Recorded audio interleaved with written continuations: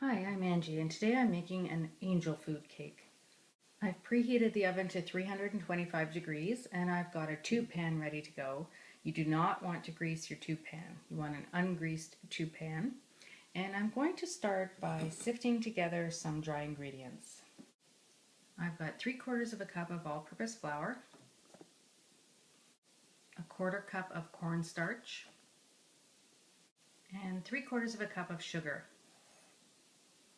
And I'm going to sift those together with the sieve here. Just shake it through. And I'm going to do that 3 times. Switch the bowl and shake it through the sieve again. You want this to be very nice and fine.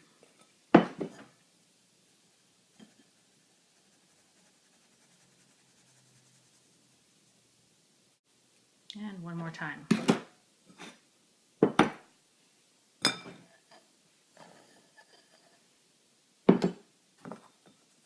Okay, that's good, and I'm going to set this aside. Okay, now I'll bring in the electric mixer, and I've got the beater attachment on it. And in the bowl, I'm going to add 1.5 cups of egg white, and that's equal to about a dozen eggs. And what I do is when I make a custard or something like that and I have leftover egg whites, I'll freeze them. And when I have enough to make an angel food cake or a chiffon cake, then I pull them out, let them thaw in the refrigerator, and I can use those. If your egg whites are cold from the refrigerator, you want to bring them to room temperature. And a quick way to do that is to just set the measuring cup or the bowl that you have them in another bowl of warm water.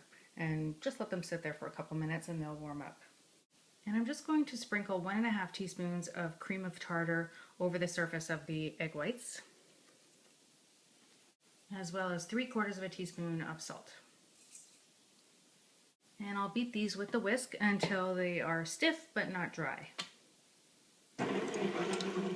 Okay, so you can see that they're holding their peaks, but they're not dry. They're still nice and moist. Now with the mixer turned back on, I'm going to gradually blend in 2/3 of a cup of granulated sugar. And I'll keep beating that until it forms stiff peaks.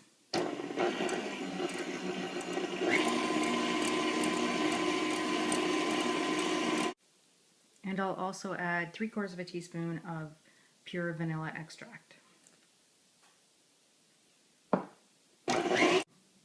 Okay, that looks good, so I can take it off of the mixer.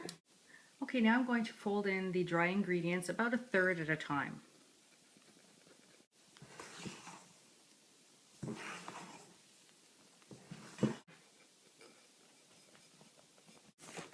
Okay, when that's all folded in, I'm going to gently put that into my 10-inch tube pan, and remember you don't want to grease it. I'm going to bake this at 325 for about 50 minutes, and then increase the temperature to 375 Fahrenheit for about another 10 minutes. You just want to give it that little extra baking time until when you touch it with your fingers on the top, it kind of springs back. Okay, I'm just going to smooth out the top with an offset spatula, and I'll pop this in the oven at 325 for about 50 minutes, and then I'll increase the temperature to 375 for another 10 minutes. And then I'll show you what we do with the cake when we take it out. So I'll pop this in the oven and we'll continue on when I take it out. Okay, so it's been an hour total baking time and the cake is done. Looks and smells great. Now the fun part is you want to cool it completely, not on a rack, but upside down. So you don't want the crust to touch anything. So the best way to do that is to use a bottle, like a wine bottle works perfectly, and just invert the cake right on top of the bottle. Just balance it there.